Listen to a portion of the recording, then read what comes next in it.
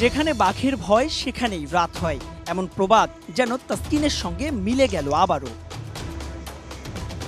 Pacer আর ইনজুরির সঙ্গে সখ্যতা মোটেও নতুন কিছু নয় বিশ্ব ক্রিকেটে।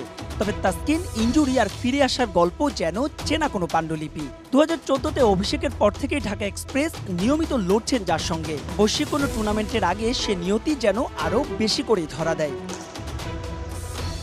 জিম্বাবুয়ের বিপক্ষে পঞ্চম ম্যাচের আগে ওয়ার্ম আপে অস্বস্তি। প্রথমে মনে হয়েছিল হয়তো জটিল কিছুই নয়, কিন্তু পরে যা জানা গেল তাতে শঙ্কার ঈশান কোণে মেঘ জমবে যে কোনো টাইগার ভক্তের। হয়তো এই সাইড স্ট্রেন অর্থাৎ মাংসপেশির চোটই কাল হয়ে দাঁড়াবে। টাইগার পেস আক্রমণের নেতাকে নিয়ে কোনো ঝুঁকি নেয়নি বিসিবি। প্রত্যাশিতভাবে তাকে রাখা হয়নি শেষ ম্যাচে। এমআরআই, এক্সরে সহ করা হয়েছে বেশ কিছু পরীক্ষা, যার ফলাফলের ওপরই জানা যাবে পরবর্তী সিদ্ধান্ত। এই ইনজুরির কারণে তাসকিন মিস করেছিলেন 2019 বিশ্বকাপ। গেল ওয়ানডে বিশ্বকাপেও কাঁধের চোট ভুগিয়েছিল ঢাকা এক্সপ্রেসকে, ভোগাচ্ছিল সাম্প্রতিক সময়েও। বিশ্বকাপ শেষে 2.5 মাসের মতো বিশ্রাম নিয়েছেন, করেছেন পুনর্বাসনও, যে কারণে তার খেলা হয়নি নিউজিল্যান্ডের বিপক্ষে হোম অ্যান্ড অ্যাওয়ে সিরিজও।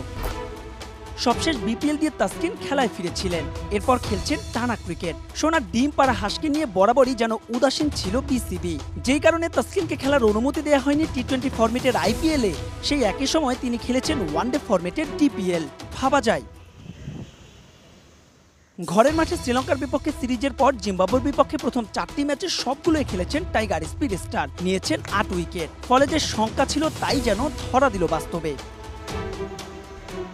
তবে শেষ পর্যন্ত তাসকিনের জন্য অপেক্ষা করবে টাইগার ম্যানেজমেন্ট। জানা গেছে এমন ইনজুরি থেকে পুরোপুরি সেরে উঠতে সময় লাগে সপ্তাহ 2-এর মতো।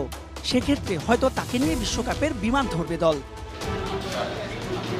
তবে শেষ পর্যন্ত যদি আবারও দুর্ভাগ্য সঙ্গী হয় তাসকিনের, তাহলে বিশ্বকাপের পরিকল্পনাতেও আসতে পারে পরিবর্তন।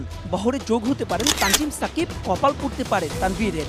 পেসার ব্যাকআপ হিসেবে শোনা যাচ্ছে হাসান মাহমুদের নামও। মাহবুব বিমন, সময় সংবাদ, ঢাকা।